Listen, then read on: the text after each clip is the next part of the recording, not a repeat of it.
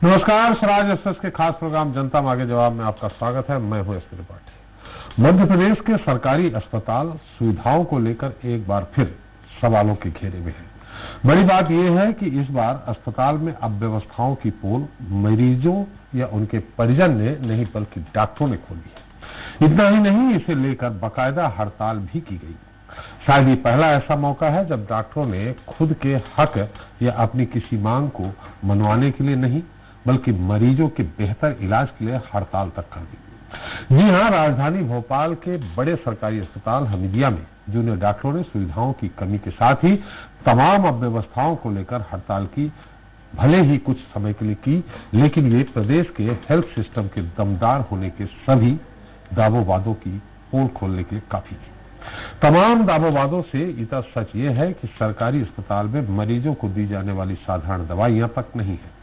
ऐसे में बाकी सुविधाओं की क्या बात की जाए। गौर करने वाली बात यह है कि ये हाल राजधानी के सरकारी अस्पताल का है। ऐसे में अन्य जिलों में बने सरकारी अस्पतालों में व्यवस्थाएं कैसी होंगी, इसका आकलन आसानी से किया जा सकता है। हालांकि अगर आप आकलन नहीं भी कर पा रहे हैं तो कोई बात नहीं, हम आपको बताएंगे कि कहां कैसी सुविधाएं हैं। लेकिन सवाल इस बात को लेकर है कि स्वास्थ्य के भारी भरकम बजट के बावजूद व्यवस्थाएं बेहतर क्यों नहीं। सुविधाओं के लिए मरीजों के साथ ही डॉक्टरों को क्यों जूझना पड़ता है। सवाल ये भी है कि जूनियर डॉक्टरों की हुंकार के बाद क्या तस्वीर जल्द ही बदलेगी। इन सभी सवालों का जवाब जानने की हम कोशिश करेंगे जनता मांगे जवाब में। आज के मुद्दे आफत में अस्पताल में।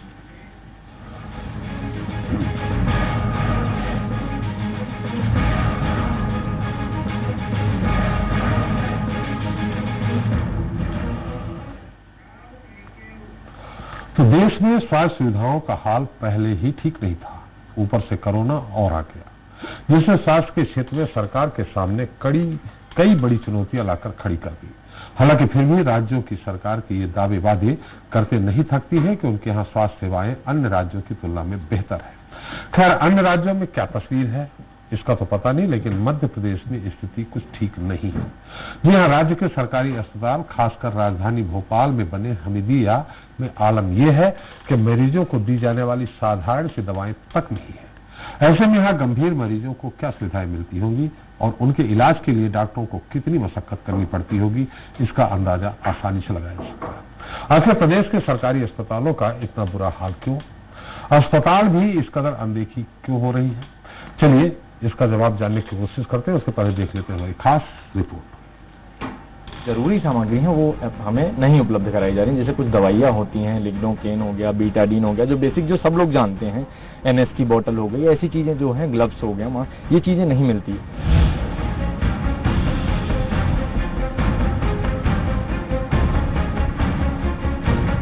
कुछ ऐसा है मध्य प्रदेश के सरकारी अस्पताल का हाल। शायद ऐसा पहली बार है जब डॉक्टर्स खुद के हक के लिए नहीं बल्कि मरीजों की भलाई को लेकर हड़ताल पर गए। हड़ताल भले ही सांकेतिक रही, लेकिन उन तमाम दावों की पोल खोलने के लिए काफी थी जिसमें कहा जाता रहा है कि मध्य प्रदेश का हेल्थ सिस्टम बाकी राज्यों से काफी बेहतर है। लेकिन हकीकत क्या है, ये आप राजधानी भोपाल में हमीदिया अस्पताल के जूनियर डॉक्टर्स की जुबानी एक बार फिर सुन लीजिए। बेसिक नीड्स है वही नहीं हो पाएंगे तो अब कैसे कर पाएंगे। हम लोग तो बैठे ही वैसे इसी के लिए हैं, लेकिन जब हो ही नहीं पा रहा तो कैसे कर पाएंगे। जो जरूरी सामग्री है वो हमें नहीं उपलब्ध कराई जाती। मरीज के साथ साथ हम भी परेशान होते हैं और मरीजों को लगता है हम इलाज नहीं कर रहे हैं और हम इलाज नहीं कर पाते हैं। ये एक बहुत बड़ी समस्या होती है। सिर्फ यही एक बहुत बड़ा कारण है आज जूडा सिर्फ और सिर्फ मरीजों के हित में आज के लिए एक सांकेतिक हड़ताल करने के लिए उतरा है। अगर हमारी मांगे नहीं मानी जाती तो हो सकता है ये हड़ताल जो है अनिश्चित काल के लिए भी चली जाए। जूनियर डॉक्टर्स ने हमीदिया अस्पताल की पोल खोलते हुए वहां की अव्यवस्थाओं को जग जाहिर कर दिया है। सोचिए, जब राजधानी के सरकारी अस्पताल का ये हाल है तो फिर प्रदेश के अन्य जिलों में शासकीय अस्पतालों की क्या स्थिति होगी। ग्वालियर की बात करें तो यहाँ 100 बिस्तरों की क्षमता वाला कर्मचारी राज्य बीमा सेवाओं का लोको स्थित अस्पताल तो अव्यवस्थाओं के चलते बंद होने की कगार पर पहुँच गया है। बीते 6 महीने में बीमा अस्पताल के 3 विशेषज्ञ डॉक्टर भी सेवानिवृत्त हो जाएंगे। ऐसे में आने वाले मरीजों के इलाज में दिक्कतें हो सकती हैं। इधर सागर के बुंदेलखंड मेडिकल कॉलेज में मरीजों की संख्या लगातार बढ़ रही है, लेकिन इसके बाद भी यहाँ 6 साल से नर्सिंग स्टाफ के करीब 125 पद खाली पड़े हैं। यहाँ MRI मशीन नहीं है। वहीं जो CT स्कैन मशीन है वो सिर्फ कोविड मरीजों के लिए है। वहीं blood bank, blood separation machine भी अब तक नहीं आ पाई है। इसके अलावा बात चाहे इंदौर की करें या जबलपुर की या फिर अन्य किसी जिले की, किसी भी जगह सरकारी अस्पताल की हालत बहुत ज्यादा ठीक नहीं है। कहीं डॉक्टर हैं तो बेहतर इलाज के लिए मशीनें नहीं हैं, कहीं सुविधाएं हैं तो इलाज करने वाले एक्सपर्ट डॉक्टर्स नहीं हैं, तो कहीं स्टाफ का टोटा है। इतना ही नहीं, कुछ सरकारी अस्पतालों की कहानी तो ये है कि गंभीर मरीज के आते ही उसे रेफर कर दिया जाता है। ऐसे में कई मरीजों को अच्छे या जल्दी इलाज के लिए निजी अस्पताल का रुख करना पड़ता है, जहां कुछ ही घंटे में उन्हें लंबा चौड़ा बिल थमा दिया जाता है। ऐसे में बड़ा सवाल यही है कि आखिर प्रदेश की स्वास्थ्य सेवाओं में कब सुधार होगा। वैसी स्थिति तब है जब कोरोना काल चल रहा है। खैर, अब जब जूनियर डॉक्टर्स ने मरीजों की भलाई को लेकर आवाज बुलंद की है, उसके बाद स्वास्थ्य सेवाओं में क्या जल्दी कोई बड़ा सुधार होता है या नहीं, देखना अहम होगा। Bureau report, Swaraj express. तो मध्य प्रदेश के सरकारी अस्पताल सुविधाओं को तरस रहे हैं। उधर स्वास्थ्य महकमे में 50% से भी ज्यादा सरकारी पद खाली पड़े हुए हैं। इधर सरकार के पास कोई रोड मैप भी नहीं है जिसके जरिए स्वास्थ्य सुविधाओं को बेहतर बनाया जा सके। भला ऐसे में अस्पतालों पर आफत क्यों ना आए। चलिए अब इस बड़े मुद्दे पर चर्चा शुरू करते हैं, जिसके लिए हमारे साथ इस में मौजूद है बीजेपी प्रवक्ता है नेहा जी हैं बग्गा जी। नेहा जी, आपका बहुत बहुत स्वागत है। हमारे कांग्रेस प्रवक्ता फिरोज सिद्दीकी जी हैं, आपका स्वागत है। हमारे साथ जूनियर डॉक्टर्स एसोसिएशन के सचिव डॉक्टर हरीश पाठक जी हैं। पाठक जी, आपका स्वागत है। और वरिष्ठ पत्रकार विशेष टिप्पणी के हमारे साथ मौजूद है रमेश शर्मा जी। इसके साथ ही हमारे साथ होंगे इंदौर, ग्वालियर और जबलपुर के हमारे ब्यूरो चीफ, जिनसे हम सरकारी अस्पतालों की जमीनी हकीकत भी जानेंगे। सबसे पहले डॉक्टर साहब आपसे ही, ये मैंने अभी तक ये सुनने में आया कि आपको इस सुविधा नहीं मिली, आप लोग अक्सर हड़ताल पे जाते थे। पहली बार मुझे लगता है कि शायद मैंने जब से जर्नलिज्म किया है तो पहली बार कि आप लोग मरीजों की सुविधाओं के लिए हड़ताल पे गए। ऐसी कौन सी सुविधाएं नहीं है जिसके लिए आपको हड़ताल पे जाना पड़ा? सबसे पहले और सबसे अहम बात यह है कि हम आप सब लोगों को इस माध्यम से बता सकें कि कोई भी पेशेंट जब एक हमीदिया जैसे टर्शियरी केयर सेंटर और भोपाल जैसे कैपिटल सिटी में, एमपी की कैपिटल सिटी में कोई भी आता है, तो उसको प्राइमरी केयर जो देना पड़ता है किसी मरीज को, वो होता है उसकी एक इम्पॉर्टेंट एसेंशियल ड्रग्स जो देनी पड़ती है, उनके इम्पॉर्टेंट एसेंशियल इन्वेस्टिगेशंस कराने पड़ते हैं, सीबीसी यानी खून की जांचें, एलएफटी यानी लिवर की जांचें, आरएफटी यानी किडनी की जांचें, जो इम्पोर्टेंट इन्वेस्टिगेशन जो करानी पड़ती हैं। साथ ही साथ उसी के समय कोई भी पेशेंट, अगर मैं आपको एक नॉर्मल से एग्जांपल दूं, कोई भी अगर ट्रॉमा का पेशेंट आता है, कोई डीकेए का पेशेंट है जिसको डायबिटिक कीटोएसिडोसिस बोलते हैं, और ऐसे कई अलग अलग इमरजेंसी होती हैं जिस समय कुछ इंपॉर्टेंट ड्रग्स तुरंत से स्टैट में देना पड़ता है उन पेशेंट्स को, तुरंत से एसओएस बेसिस पे देना पड़ता है। और वो अगर हमने नहीं दिया तो लाइफ सेविंग ड्रग्स जिन्हें बोलते हैं, तो वो ना मिलने की वजह से मरीज की जान जा सकती है या फिर वो और सीरियस हो सकता है जी। अगर हम ये चीजें अगर नहीं करते हैं तो फिर रात के 2 बजे we are the only doctors, या एक जूनियर डॉक्टर ही वहां पे खड़ा होता है, फ्रंट लाइन वॉरियर्स होते हैं वहां पे, जो देखते हैं किसी मरीज को सबसे पहले जो हैंडल करते हैं वो हम ही लोग होते हैं जी। अगर हम यही चीज नहीं करते हैं तो फिर उल्टा क्वेश्चन हम पे उठता है कि हम लोग वहां पे किसी पेशेंट को क्यों नहीं प्रॉपरली अटेंड किए, क्यों नहीं किसी पेशेंट का प्रॉपर इन्वेस्टिगेशन कराए, या क्यों नहीं उस पेशेंट को प्रॉपरली ट्रीट किए। अब आप ही बताएं, आप सब लोग इस माध्यम से सुन रहे हैं, देख रहे हैं इस चीज को, आप क्यों नहीं, आप भी समझ सकते हैं इन चीजों को कि अगर ये सारी चीजें अगर हो रही हैं तो ये सारी चीजों की उपलब्धता क्यों नहीं मुहैया कराई जा रही है। इस चीज पे मैं एक चीज और भी बता दूं, ये चीज ऐसी भी नहीं है कि हमने कल मांग की और आज के दिन में हम खड़े हो गए। ये चीजें हमने पहले भी अपने प्रभारी डीन के और प्रभारी सुप्रिटेंडेंट सर के सामने भी पहले भी हम ला चुके हैं। उनको हमारे पास पुरानी नोटिस पड़ी है जिनको हम उनको बता चुके हैं और उनको इस चीज के लिए एक बार उनको संक्षेप कर चुके हैं, मगर उसके बाद भी इस पे कोई कार्रवाई नहीं हुई, इस पे कोई उपलब्धता कराई नहीं गई। और आज के दिन हम सिर्फ और सिर्फ रोड पे इसलिए आना पड़ा क्योंकि हम एक मरीज के बेनिफिट, उनके एक फायदे की चीज कर सके। और तब भी आज पे भी इस पे अभी तक कोई कार्रवाई नहीं हो पाई। जहां तक अभी मैं बैठा हूं आपके सामने, अभी तक इस पे कोई कार्रवाई नहीं हो पाई है। जहां तक जो आप लोगों की डिमांड ये कि अगर आप लोग इलाज नहीं कर पाते, सुविधाओं के अभाव में, आपको सुविधा नहीं है, जिसके कारण अगर मरीज के साथ कुछ हो जाता है तो आप लोगों के साथ चूंकि सेफ्टी नहीं है जी, तो मारपीट भी होती है। जी बिल्कुल। इस चीज पे मैं यही बोलूंगा कि मारपीट तो ऐसी चीज है कि मुझे लगता है कि डॉक्टर, मुझे कभी नहीं लगता कि डॉक्टर कभी भी अपने साइड से कोई भी गुस्ताखी करने की कोशिश करते हैं या कोई भी चीज ऐसी सोचते हैं। हिपोक्रेटिक ओथ नाम की एक चीज होती है जो एक डॉक्टर बनने के बाद सब लोग लेते हैं, एक प्लेज लेते हैं कि we will work for the welfare of the society irrespective of all the division and discrimination. And उसके बाद फाइनली होता क्या है, जब हम आते हैं सिस्टम में, when we work under the system, तो फिर दिक्कतें ये आती हैं कि हम उस सिस्टम में काम ही नहीं कर पाते हैं, इन सुरक्षाओं, इन सामानों और इन एमिनिटीज के अभाव में।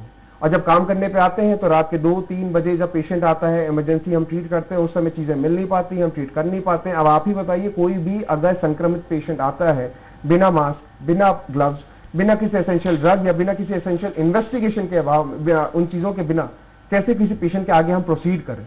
हम क्या कि सिर्फ एक तुक्के की बेसिस पर किसी पेशेंट को ट्रीट कर सकते हैं क्या?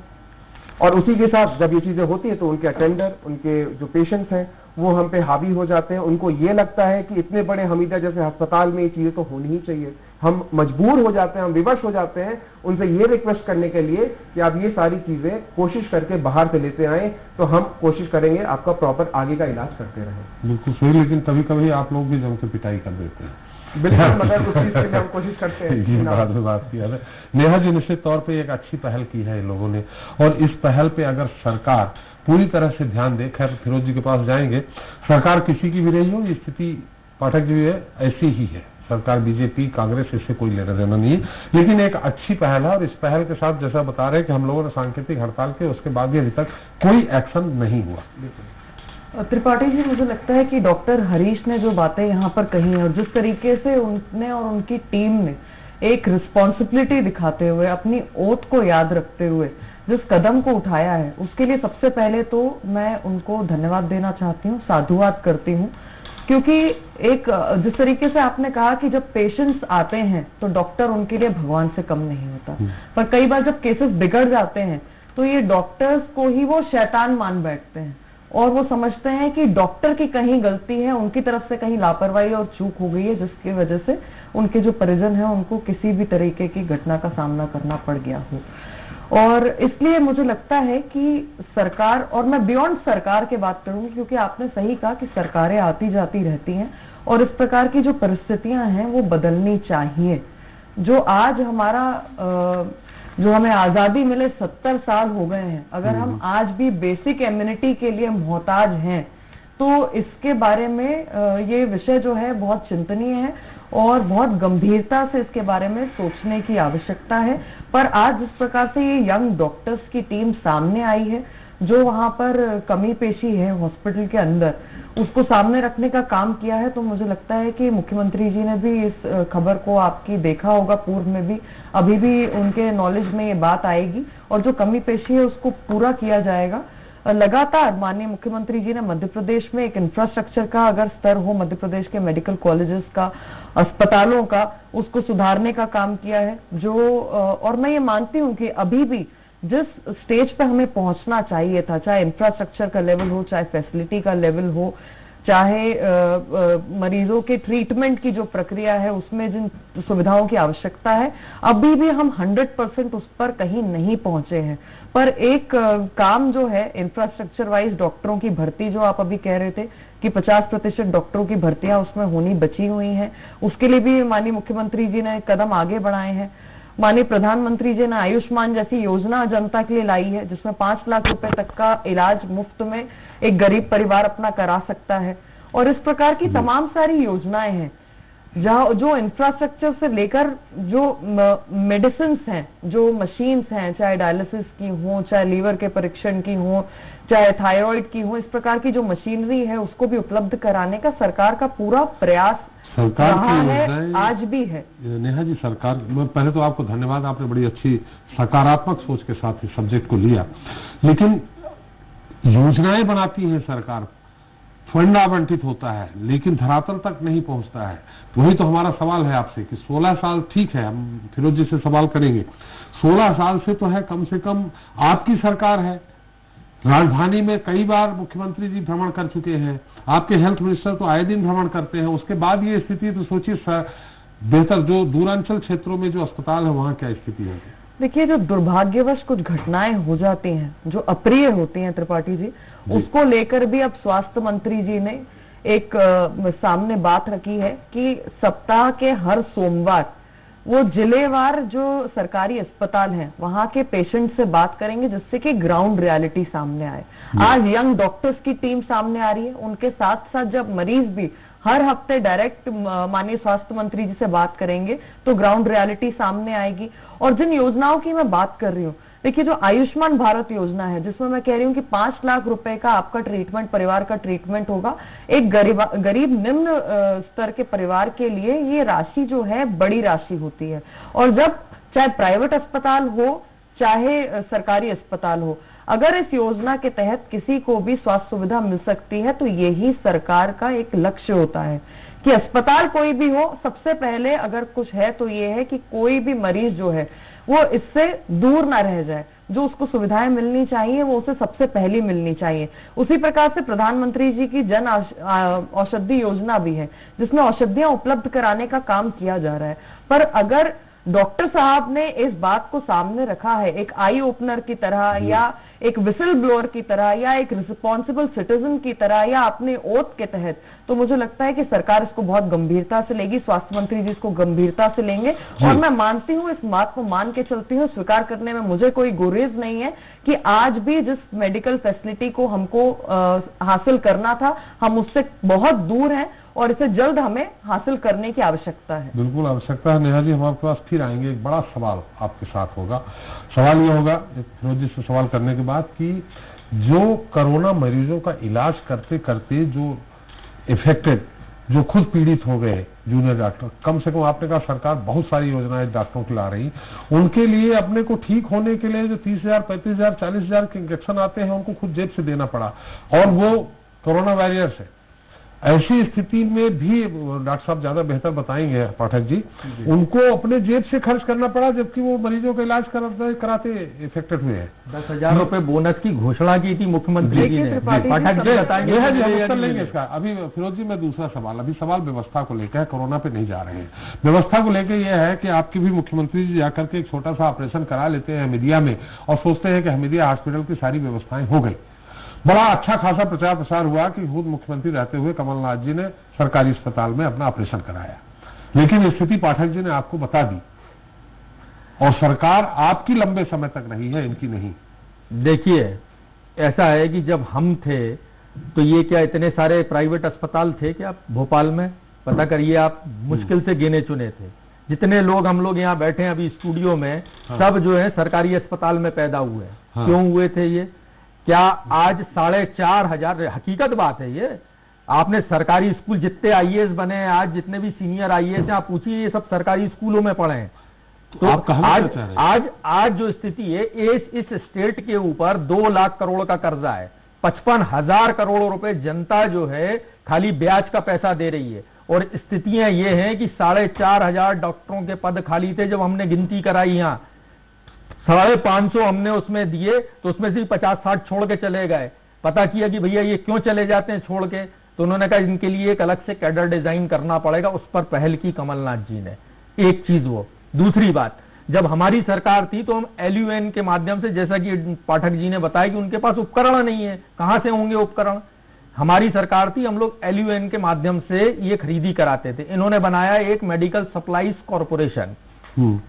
उसकी स्थिति ये है पूंजीवाद की कि जो ORS आता है, पाउडर सैचे आते हैं, डॉक्टर साहब बता देंगे, उसमें एंटी डायरल जो है प्लेन ORS मिलता है। एंटी डायरल के लिए कंपनी वाला मेरे पास दौड़ के आया कि साहब इनके पास ये नहीं है, ये इनको दिखवा दीजिए। उसके टेंडर नहीं लगवा पाए आप।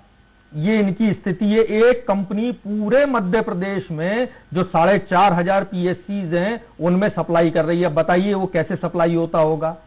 ये जो सिविल इनका जो कॉरपोरेशन है उसकी हालत ये है कि MRI मशीन है, वो टेंडर ही रिन्यू नहीं कर रही। अब कहां से ठीक हो जाएगी वो MRI मशीन? बिल्कुल सही बात है फिरोज जी। हमारा कहने का मतलब इनको 15 साल, इनका छोड़ दीजिए 16 साल, उसके पहले आपके समय कौन सी कैसे नहीं थी हमारे समय? हम लोग 2 रुपए रोगी कल्याण समिति से लिया करते थे। मतलब सुनिए 2003 के बाद व्यवस्थाएं बिगड़ी। आप क्यों? ये 4,500 पद किसने बनाए थे? हमारे जमाने में ही थे ना 4,500 पद। क्यों हो गए पहले की? अभी कमलनाथ जी ने ये 2003 के बाद 4,500 पद खाली हो गए। स्पेशलिस्ट डॉक्टर्स नहीं है।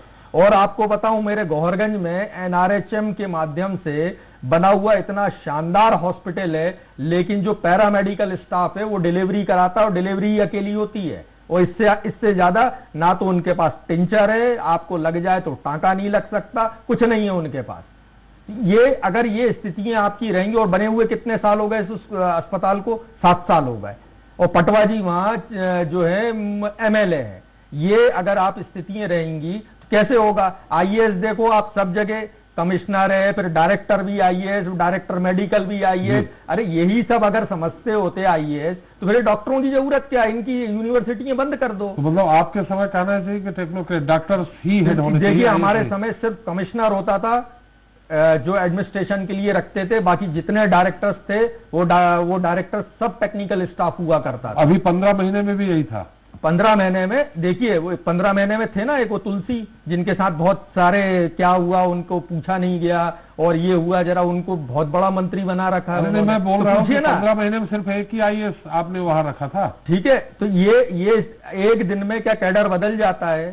एक दिन में 15 महीने की बात करना है तो फिर 15 महीने की बात कर लो, क्या होना है उससे? मरीज ही तो हैं बेचारे। अगर 200 किसान बॉर्डर पे उनकी मौत हो सकती है और कोई सरकार को तकलीफ नहीं है, तो अस्पताल में भी हो सकती है, जब जिस अस्पताल में जनरेटर ही नहीं चालू हो।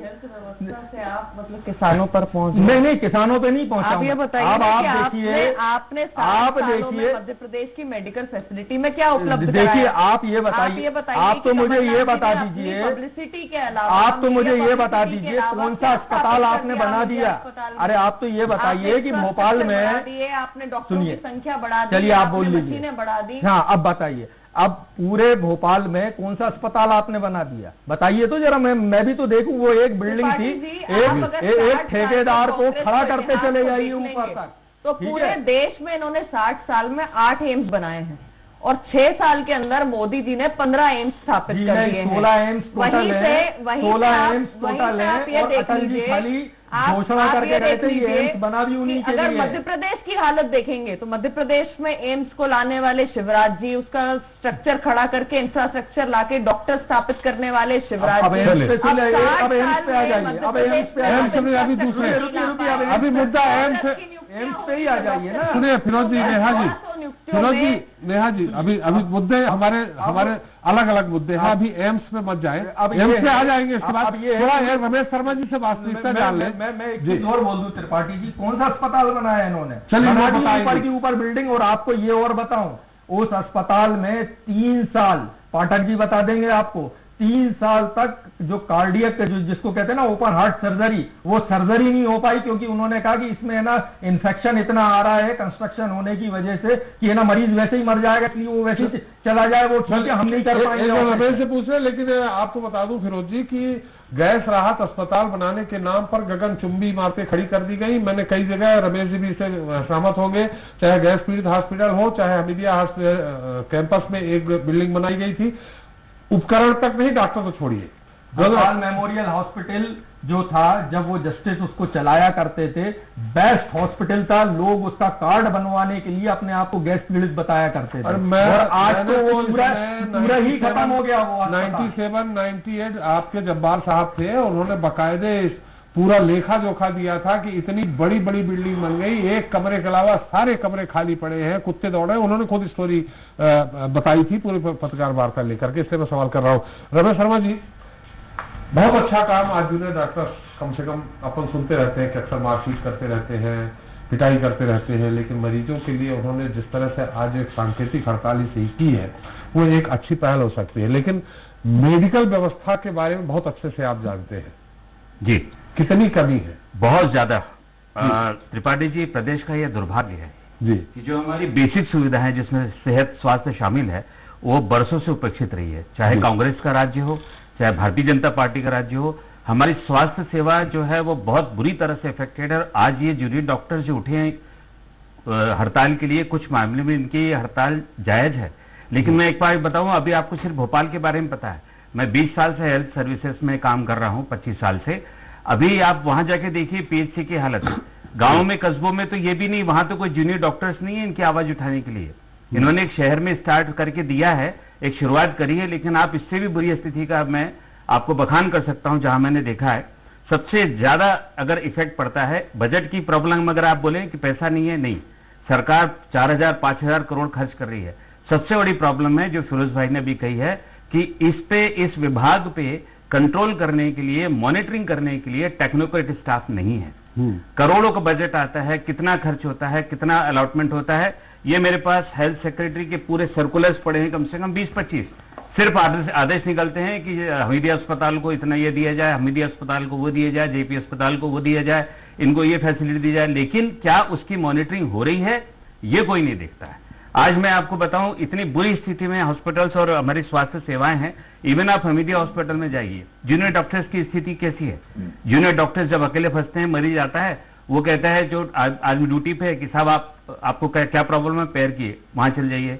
वो कहेगा आपको क्या प्रॉब्लम है, साहब शुगर है, वहां चल जाइए।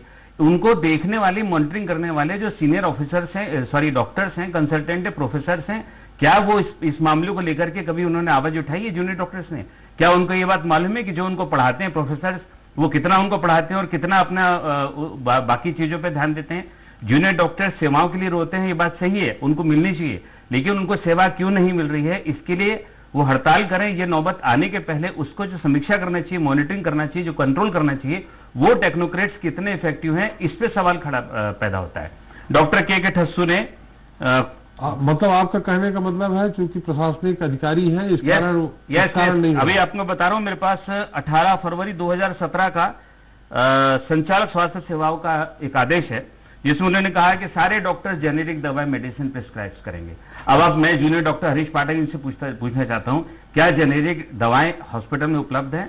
शायद ही नहीं है। ये बाहर के लिए बोल देते हैं, पेशेंट जो गरीब है वो ला नहीं पाते हैं, उनको सुविधाएं मिल नहीं पाती है, ये उठा के उधर बोल देते हैं ये नहीं लाओगे तो हमारी कोई जिम्मेदारी नहीं। बात इन तक खत्म नहीं होती है। इनको मॉनिटरिंग करने वाले, इनको सुनने वाले ऊपर के लोग हैं क्या? सरकार चाहे कांग्रेस की हो या बीजेपी हो, कितना करोड़ों का अलॉटमेंट हुआ है, कितने ज्यादा पैसे आए हैं, लेकिन क्या वो सही जगह खर्च हो रहे हैं? मैं आपको बता रहा हूं, मैंने भोपाल संभाग में मध्य प्रदेश के सारे सीएमएचओ से आरटीआई में जानकारी प्राप्त करी है कि क्या वरिष्ठ अधिकारियों ने कितने कितने सरकारी अस्पतालों का, कितने कितने नर्सिंग होम्स का या पीएचसी का, सीएचसी का इन्होंने इंस्पेक्शन किया है। आपको ताजुब होगा त्रिपाठी जी सुन के, सारे जगहों से रिपोर्ट नील आई है। पिछले 3 साल 4 साल में किसी अस्पताल का निरीक्षण नहीं हुआ। जिस हमीदिया अस्पताल की को लेकर के आज मुद्दा उठ रहा है, आपको पता नहीं होगा उस हमीदिया अस्पताल में मरीजों से निकलने वाला बायोमेडिकल वेस्ट पिछले 3, 4, 5 साल से इन्होंने उसकी कोई रिकॉर्ड नहीं रखा है, ना वहां पे ईटीवी पर है, ना मरीजों को स्वास्थ्य का ध्यान है। ये भी तो बेसिक चीजें हैं। आपको दवाइयां चाहिए, आपको फैसिलिटीज चाहिए, सब चाहिए, लेकिन क्या वो मिल रही है ये देखने के लिए कोई जिम्मेदार नहीं सिवाय ऊपर बैठे हुए। ये पॉइंट मैं आपको बता रहा हूँ। फिरोज भाई की बात से मैं पूरी तरह से एक मिनट सर, विश्वास जी हमारे साथ हैं दूरभाष से। विश्वास जी, एसपी त्रिपाठी बोल रहा हूँ स्वराज एक्सप्रेस से। एसपी भैया कैसे हैं? बस ठीक है विश्वास जी, आप कैसे हैं? मैं ठीक हूँ विश्वास साहब। आज जूनियर डॉक्टर आपके अधीनस्थ चिकित्सालय में, हमीदिया हॉस्पिटल में जूनियर डॉक्टर्स ने एक सांकेतिक हड़ताल की है। हमें लगता है अच्छी सकारात्मक पहल है कि व्यवस्थाओं के अभाव जो है मरीजों के लिए उसको ठीक किया जाए। इस पे कोई विचार किया आपने? नहीं, सब बातचीत चल रही है, सब चीजें, कोई हड़ताल जैसी स्थिति नहीं है। सब हमारे सभी वर्गों से बातचीत चल रही है जी, और सब कुछ ठीक है जी। नहीं, हड़ताल की बात नहीं कर रहा, उन्होंने सांकेतिक हड़ताल, मतलब उन्होंने कि हमें जो चीजें नहीं है उपलब्ध कराई जाए जिससे हम मरीजों की बेहतर सेवा कर सके। और आप भोपाल से जुड़े हैं, निश्चित तौर पर जब आप जैसा मंत्री है तो बेहतर करेगा ही। नहीं, सब अच्छा होगा, सब ठीक होगा। जी जी जी। तो इनसे मुलाकात हुई क्या? इनके एसोसिएशन से आए आपके पास? काट दिया, सब ठीक होगा। चलिए पाठक जी, आप कुछ कहना चाह रहे थे? जब मैं इस चीज पे एक चीज तो मैं सबसे पहले ये बोलूंगा, अपने यहाँ पे वरिष्ठ पत्रकार जी बैठे हुए हैं, मैं उनका कुछ बातों से सहमत हूँ और कुछ बातों से असहमत हूँ। जो कुछ बातों से मैं सहमत हूँ वो ये है, सबसे इम्पोर्टेंट चीज की we are the front line workers. जो हम किसी भी पेशेंट को रात में देखते हैं, उनकी सुविधाएं जो है नहीं है। जेनरिक दवाओं का मुद्दा आपने उठाया सर, मैं आपको इस चीज पे बोलना चाहूंगा। जेनरिक दवाएं हम एज अ रेसिडेंट, हम एज अ जूनियर डॉक्टर सबसे पहली कोशिश यही करते हैं कि किसी को अगर बुखार आया तो हम टैबलेट पीसीएम ही लिखते हैं। इधर उधर की हम यहाँ पे एमआर के बेसिस पे कोई भी दवाई लिखने की कोशिश नहीं करते हैं, पहली चीज।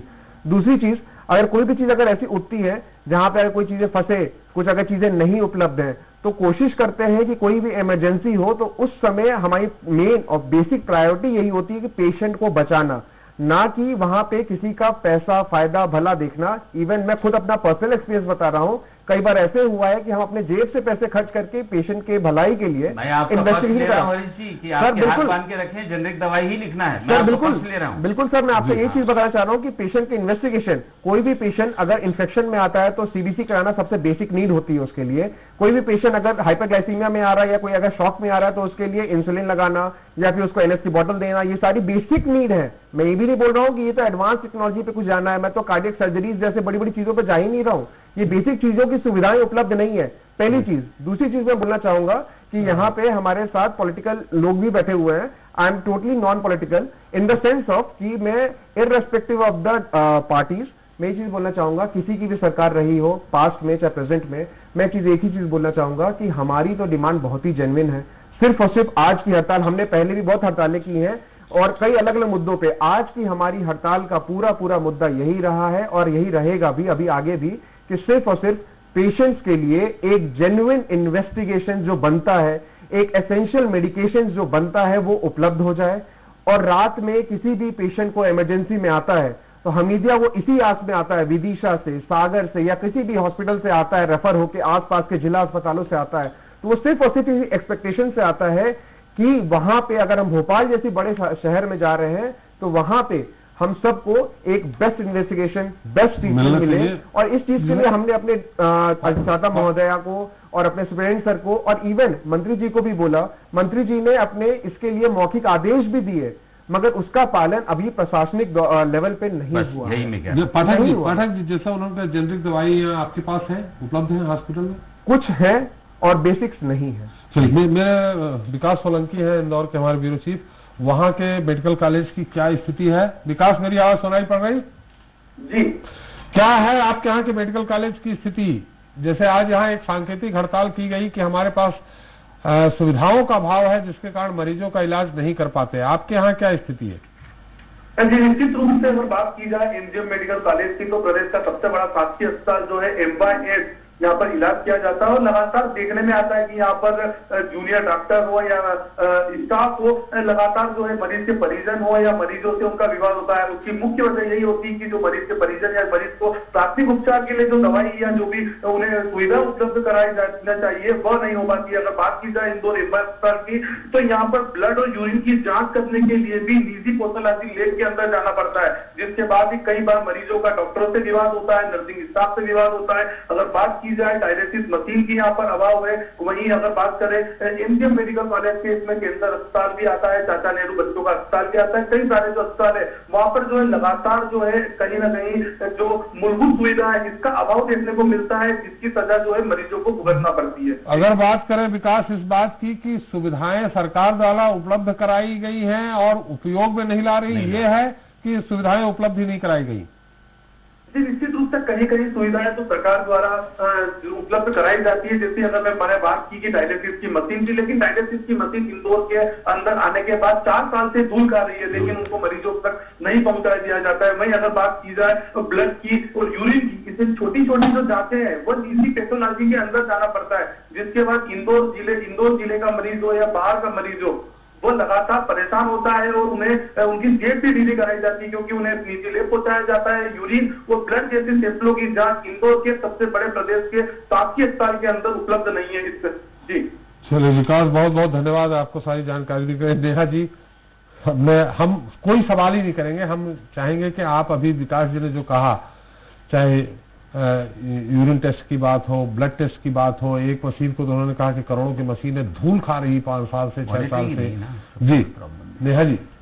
देखिए त्रिपाठी जी, मुझे लगता है कि जिस हालात में मध्य प्रदेश की सरकार शिवराज जी को मिली थी, क्योंकि कांग्रेस बार बार 15 सालों की बात करती है, तो अगर हम उस दौर को याद करेंगे तो ना हमारे पास जिलों में अस्पताल के लिए कोई इंफ्रास्ट्रक्चर था और ना ही कोई डॉक्टर थे। 15 साल तो मिल गया, 150 साल तो अकबर भी नहीं रहा। 15 महीने का भी आपको याद दिलाऊंगी।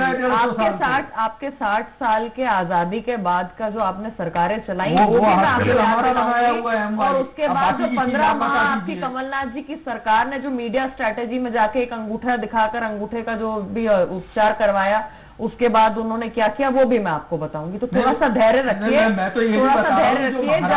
जब एक इंफ्रास्ट्रक्चर नहीं दे पाए, तुलसी भाई इंदौर से ही आते हैं और वही स्वास्थ्य मंत्री थे। नहीं, बंटा धार की भी बात नहीं, तो उनकी भी तो अब मैं भी तो यही कह रहा हूँ कि वो जो महाराष्ट्र के लगते जगह है तुलसी, वो तुलसी वहीं से आते हैं और वो वही स्वास्थ्य मंत्री थे। वो डायलिसिस मशीन नहीं चालू करा पाए, कांग्रेस की बहुत गलत किया है। विरोध जी, सरकार कांग्रेस की थी। नहीं तो वो पूछना तो चाहिए ना, उनको भी पूछेंगे ना। में बोलिएगा, गंभीर मुद्दा है, स्वास्थ्य से संबंधित है मध्य प्रदेश की जनता का।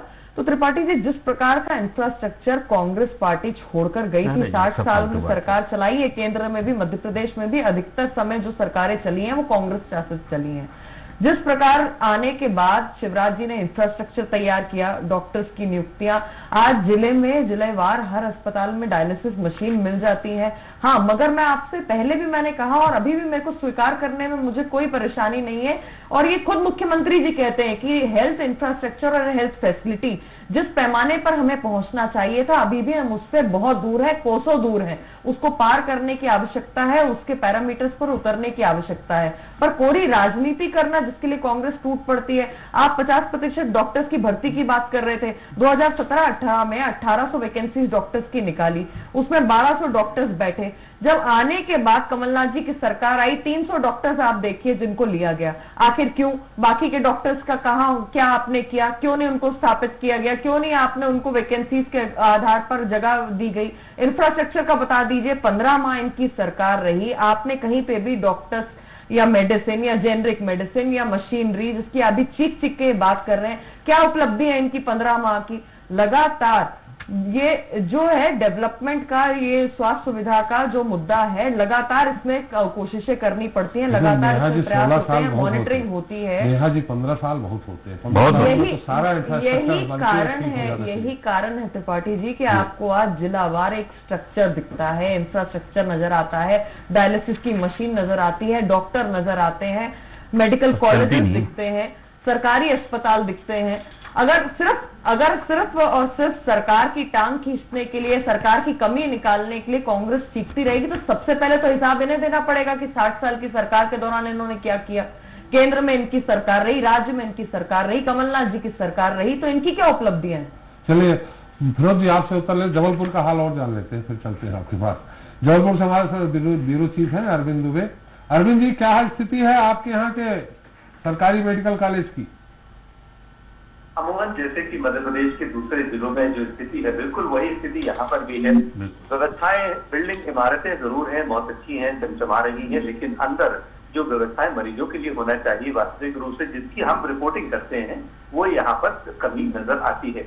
Netaji Subhash Chandra Bose medical college hospital, जिसमें 1100 बेड हैं और ये पूरे महाकौशल वृंद क्षेत्र के रेफर्ड केसेस को ये अटेंड किया जाता है। यहाँ पर डे ओपीडी में 800 से 1000 मरीज रोज आते हैं। हालांकि अभी कोरोना संकट के बाद ये संख्या घट गई, लेकिन अमूमन ये एवरेज रहता है। यहाँ पर 17 पद खाली हैं, असिस्टेंट प्रोफेसर और प्रोफेसर के। इनमें ज्यादातर पद कुल पद कितने हैं? कुल पद कितने हैं अरविंद, कुल पद कितने हैं और खाली कितने हैं? पद स्वीकृत कितने हैं? देखिए, उसके लिए अस्पताल को हमें 3 हिस्सों में बांटना पड़ेगा। पहला मेन अस्पताल जो है नेताजी सुभाष चंद्र बोस मेडिकल अस्पताल, दूसरा है सुपर स्पेशलिटी हॉस्पिटल और तीसरा है चेस्ट, जो टीबी एंड चेस्ट हॉस्पिटल। तो इन 3 डिपार्टमेंट, ये अलग अलग डिपार्टमेंट हैं, लेकिन एक्यूमुलेटिव करके जो 17 पोस्ट हैं वो टोटल पूरी खाली पड़ी हुई हैं। उनकी भर्ती की प्रक्रिया अब शुरू हुई है। इसके अलावा मैं आपको एक बात और बता दूं, लगभग 250 से ज्यादा स्टाफ, मेल और फीमेल नर्सों के पद भी खाली पड़े हुए हैं। उनकी भर्ती की प्रक्रिया अभी खाली हुई है। एक बात और यहाँ पर मैं साफ कर दूं कि ये पद पिछले 2 सालों से खाली पड़े हैं, यानी कि इस सरकार के कार्यकाल में भी खाली थे और जो इसके पहले जो 15 माह वाली जो सरकार है उस वक्त भी ये पद खाली ही थे। अब इनके भरने की प्रक्रिया शुरू हुई है, एडवर्टीजमेंट फ्लोट कर दिए गए हैं। यहाँ पर कोवाल्ट, जो कैंसर के मरीजों के इलाज के काम आती है, 2 मशीनें हैं। एक मशीन काम कर रही है, दूसरी 1 करोड़ रुपए की मशीन पिछले 1 साल से धूल खा रही है। उसके लिए टेक्नीशियन स्टाफ पूरा है, उसके लिए कमरा भी बना दिया गया है, सब कुछ है। सिर्फ राज्य और केंद्र सरकार की कुछ विशेष तकनीकी अनुमति लगती है वो अनुमति नहीं है, इसलिए वो मशीन काम नहीं कर पा रही है। Cobalt machine radio active particle से चलती है, इसलिए विशेष अनुमति की जरूरत पड़ती है। ना तो केंद्र दे रहे हैं, ना राज्य सरकार वो अनुमति दे रही है, इसलिए वो मशीन नहीं चल रही है। कैंसर पीड़ित मरीज जो है उनकी चूंकि बहुत ज्यादा वेटिंग होती है, इसलिए वे भोपाल के गैस त्रासदी हॉस्पिटल में जाकर अपना वो ट्रीटमेंट कराते हैं जो कोबाल्ट मशीन से उन्हें कराना होता है। ये विडंबना है इस शहर की, ये दुर्गति है इस शहर की कि यहाँ के मरीजों को मजबूरी में भोपाल गैस त्रासदी अस्पताल में जाना पड़ता है भोपाल के लिए। एक और बात यहाँ पर बताना, थोड़ा संक्षेप में, अभी ग्वालियर भी जाना है, थोड़ा संक्षेप में अपनी बात पूरी करिए। जी, सबसे बड़ी समस्या ये है कि सुपर स्पेशलिटी हॉस्पिटल को कोरोना वार्ड में तब्दील कर दिया गया था। बड़ी तादाद में वरिष्ठ चिकित्सकों को यहाँ पर ड्यूटी में लगाया गया है। उन्हें बताया गया था कि उन्हें रहने खाने की सारी सुविधाएं दी जाएंगी, बदले में उन्हें एचआरए दिया जाएगा, हाउस रेंट वगैरह दिया जाएगा। मैं 2000 रुपए हाउस रेंट उन्हें दिया जाने की घोषणा की गई है, ज्यादातर को अभी तक पेमेंट नहीं हुआ है। ये बड़ी समस्याएं लेकर जूझ रहा है मेडिकल अस्पताल। चलिए अरविंद, आपने तो बहुत बड़ा खुलासा कर दिया, बहुत बहुत धन्यवाद आपका हमारे साथ चर्चा में शरीक होने के। नेहा जी सुनते रहिएगा, फिरोज जी आपके समय भी सुनते रहिएगा। 15 महीने भी कुछ नहीं हुआ, अब जाके भर्ती प्रक्रिया चालू हुई है। आपके लिए भी सवाल है नेहा जी, कोरोना, कम से कम कोरोना जो वॉरियर्स है उनके लिए तो आपसे सवाल है ही। एक बार और ग्वालियर की स्थिति जान लेते हैं, ग्वालियर मेडिकल कॉलेज की, फिर आप लोगों से बात करते हैं। विनोद, मेरी आवाज आ रही? जी, आप भी थोड़ा संक्षेप में बताइए आपके यहाँ की क्या स्थिति है ग्वालियर मेडिकल कॉलेज की? देखिए, ग्वालियर मेडिकल कॉलेज के द्वारा जो संचालित होता है जयरोग अस्पताल, ये अंचल का सबसे बड़ा अस्पताल है और यहाँ मध्य प्रदेश के अलावा चूंकि राजस्थान और उत्तर प्रदेश समीप है, वहाँ जिले के भी मरीज यहाँ पर आते हैं, लेकिन सुविधाओं के नाम पर यहाँ बहुत कुछ इतनी कमी है कि उनको बयान करना एक छोटे से समय बड़ा मुश्किल होगा। सबसे बड़ी बात यह है कि इस अस्पताल को संवारने और सजाने के लिए दोनों ही सरकारें, चाहे वो कमलनाथ सरकार है या फिर इससे पहले जो 15 साल शिवराज सरकार रही हो, वर्तमान में सरकार है, इनका दावा रहता था कि हम तमाम सुविधाएं यहाँ ठीक कर देंगे, लेकिन सुविधाएं ठीक नहीं हो पाई। यहाँ पर कैंसर केयर यूनिट एक लगना थी जिसके लिए बाकायदा केंद्र से बजट आया था और वो काम नहीं हो पाया, जिसके चलते बजट वापस चला गया, यानी पैसा वो वापस चला गया, लेकिन कैंसर केयर यूनिट शुरू नहीं हो पाई। एक बड़ी सुविधा होती ग्वालियर और आसपास के लोगों के लिए होता। दूसरा, ये कब की बात है, ये कब की बात है विनोद, जो पैसा वापस चला गया, आया था पैसा? ये चूंकि शिवराज सरकार की बात है, 15 माह पहले जब शिवराज सरकार थी उस समय की पहले की बात है, जब कमलनाथ सरकार आई थी उसके पहले। लेकिन ये माना जा रहा था कि कांग्रेस के शासनकाल में भी इस पे प्रगति हुई और उस पे कैंसर केयर यूनिट बनाने की बात होती रही, लगातार बातचीत चलती रही और मंत्री भी यहाँ आकर ग्वालियर में बयान दे के गए थे। विजय लक्ष्मी साधु कह गई थी कि ये जल्दी इस पे काम किया जाएगा, लेकिन उसके बाद सरकार बदल गई और सब कुछ भुला दिया गया। साथ ही यहाँ पीडियाट्रिक सर्जन की काफी कमी है। एक बड़ा यूनिट है कमला राजा, वहां पर छोटे बच्चों को उपचार के लिए लाया जाता है, लेकिन पीडियाट्रिक सर्जन नहीं होने के कारण लोगों को आगरा और दिल्ली जाना पड़ता है, जबकि ये छोटी सी एक सुविधा है, इसमें भर्ती की जा सकती है, इसके लिए पद सैंक्शन है, लेकिन भर्ती नहीं कर पाए। साथ ही इसमें जो सबसे महत्वपूर्ण बात यह है कि एक तो पुराना अस्पताल है, पुराने बिल्डिंग है, इसमें कई जगह से जर्जर है, जो मरीज हैं वो दहशत में रहते हैं और पीडब्ल्यूडी विभाग ने इसको कंडम घोषित कर रखा है। त्रिपाठी जी, कंडम घोषित कर रखा है, ऐसे भवन और इमारतों के पास लोगों को जाना नहीं चाहिए, जबकि इसमें मरीजों को भर्ती रखते हैं और उसमें बांस बल्लियां लगाकर उस अस्पताल को संचालित किया जा रहा है। तो ये समझा जा सकता है कि कितनी लापरवाही है यहाँ पर। दूसरी बात इसमें ये भी है कि जो मरीज और अटेंडर और उनके जो चिकित्सक हैं उनके बीच में विवाद का सबसे बड़ा कारण यहाँ एक तो ये रहता है, जो स्ट्रेचर दिए जाते हैं वो भी 100 रुपए 200 रुपए लेकर उनको अटेंडरों को दिए जाते हैं और इसके अलावा अस्पताल का कोई कर्मचारी नहीं रहता। ऑर्थोपेडिक जो विभाग है वो 3री मंजिल पर है और जब भी किसी व्यक्ति को अगर घुटने का ऑपरेशन हुआ या चोट आई है तो उसको एक्सरा कराने के लिए रेडियोलॉजिस्ट विभाग जाना पड़ता है। 3 मंजिल की सीढ़ियां उतरकर उसे ले जाते हैं मरीज के परिजन और उसके बाद लाते हैं, जबकि यहाँ जो मिनी एक्सरा मशीन होती है वो धूल खा रही है, उसका उपयोग कोई नहीं कर रहा है, जो एक बड़ी परेशानी से बचा जा सकता है, उसकी तरफ किसी का ध्यान भी नहीं है। साथ ही यहाँ पर जो थोड़ा संक्षेप में विरोध जी, बहुत लंबी फहरिस्त है, थोड़ा संक्षेप में समाप्त करिए। त्रिपाठी जी, एक लंबी समस्या है, उसको बड़े छोटे में ही कहने की कोशिश कर रहा हूँ कि हमारा ही जैसी एक बहुत महत्वपूर्ण सुविधा यहाँ होनी चाहिए जयरोग अस्पताल में, वो नहीं है और अभी तक नहीं लाई गई, जबकि कई वादे और दावे किए जाते हैं। सुपर स्पेशलिटी हॉस्पिटल बना लिया, सब कुछ कर लिया, मरीजों को बाहर एमआरआई के लिए जाना पड़ता है, जबकि ये सुविधा मेडिकल कॉलेज जयरोग अस्पताल में हो सकती है। तो अगर सुविधाओं की बात करें तो यहाँ लोग आते जरूर है सरकारी अस्पताल में, लेकिन जब उनको यहाँ का लापरवाह रवैया और यहाँ की स्थितियां दिखती हैं तो वो प्राइवेट अस्पताल की तरफ रुख कर जाते हैं। और यही कारण है कि चिकित्सकों और अटेंडरों मरीजों के बीच में अक्सर विवाद की स्थिति होती रहती है। सुविधाएं मिलती नहीं है, पलंग पर चद्दर तक नहीं होती है, कई पलंग ऐसे होते हैं जो टूटे हुए होते हैं। जैसा कि मैंने आपको बताया कि जो कंडम जो घोषित की जा सकती है उस इमारत में क्या स्थिति होती होगी वो समझा जा सकता है। जी चलिए, बहुत बहुत धन्यवाद विनोद जी। अब मैं न फिरोज जी आपसे सवाल करूंगा न नेहा जी आपसे सवाल करूंगा, अनुरोध करूंगा आप दोनों लोगों से कि कम से कम इन स्थितियों से हमारे देश के मरीजों को निजात दिलाइए। रमेश जी आपकी संक्षिप्त टिप्पणी इस मुद्दे पर पूरे। जी मैं सब सुनने के बाद मैं आपको बताऊं, सिर्फ 3 चीजों की रिक्वायरमेंट है संक्षिप्त टिप्पणी की अगर बात करूं तो सरकार को अपने प्रशासनिक अमले में कसाई लानी होगी। सरकार बजट कितना देती, देखिए सरकार ये सब नहीं कर सकती कि जो उन्होंने बजट दिया है तो वो मशीन चल रही है नहीं चल रही है। ये सब देखना प्रशासनिक स्तर पर उन डॉक्टर्स को करना चाहिए जिनको संचालनालय में इसी काम के लिए बदस्त किया गया है।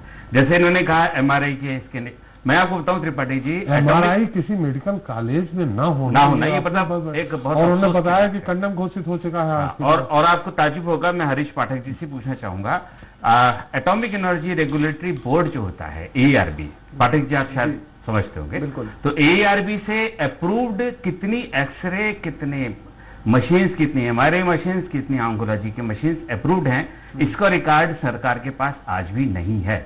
स्वास्थ्य संचालनालय में 3rd फ्लोर पे ARB बोर्ड की एक ऑफिस का गठन था, उस ऑफिस का आज पता नहीं है। तो मैं अगर आप संक्षेप में कहूं तो सिर्फ 4 मुद्दे जो मेरी रिसर्च एनालिसिस जो बताती है, नंबर 1 पे है कि सरकार को मॉनिटरिंग सारे बजट की, सारे अलॉटमेंट की जो रिक्वायरमेंट है, जैसे जूनियर डॉक्टर्स ने अपनी रिक्वायरमेंट उठाई कि भाई बेसिक जो टेस्ट है उनकी मशीन दी जाए, इसकी मॉनिटरिंग करना चाहिए। सरकार को इस बात की पुष्टि करना चाहिए कि ये सब चीजें हो रही है। नंबर 2, पूरे प्रदेश में स्वास्थ्य कर्मियों की, नर्सिंग स्टाफ की, डॉक्टर्स की इतनी कमियां हैं कि ये लोग भी कम से कम, मैं समझता हूं एक डॉक्टर, एक लेबर मतलब 12-12, 13-13, 14-14, 15-15 घंटे तक काम करते हैं। क्यों? क्योंकि स्टाफ कम है। तीसरा, किसी आदमी ने किसी ने जिक्र नहीं किया, अभी भी डॉक्टर्स के अंदर, मेडिकल फैटर्निटी के अंदर एक रोष है। रेवेन्यू की तरह, फॉरेस्ट की तरह इनको भी ना 3 से 4 टाइम 5 टाइम का स्केल नहीं मिलता है, 3 टाइम का स्केल मिलता है। पाठक जी शायद आप इस बात को मानेंगे, उस पर भी सरकार को सोचना चाहिए। और नंबर आखिरी, ये मेरी बहुत स्ट्रांग रिकमेंडेशन है कि सरकार को IAS, IPS, IFS की तरह सिविल सर्विसेज में एक नई सर्विसेज का भी गठन करना चाहिए। ये सभी जगह डिमांड की जा रही है। एक IMS का भी एक हो, इंडियन मेडिकल सर्विसेज, जो सर्विसेज जो इस तरह की पूरे देश में ऐसी हालत है कि ब्यूरोक्रेट्स इस चीज को संभालते हैं। देखिए ब्यूरोक्रेट्स, देखिए वो एक्सपर्ट हो सकते हैं, ये अकेले हेल्थ में नहीं है, ये MPV में है, इम्पोर्टेंट है। मैं हम भी इसी से PWD में है, इसको बोलना चाहेंगे कि इस पॉइंट को तो करना चाहिए। लास्ट पॉइंट पे IMS सर्विसेज को लाना चाहिए। देखिए मैं बताऊं, यूपी में अभी भी जो टॉप पोस्ट है डायरेक्टर्स की है, सरकार ने ये स्ट्रिक्टली वो कर दिया है कि इन पदों पे ब्यूरोक्रेट्स की जगह टेक्नोक्रेट्स को रखा दिया। एक डॉक्टर समझ सकता है कि हॉस्पिटल की क्या प्रॉब्लम है।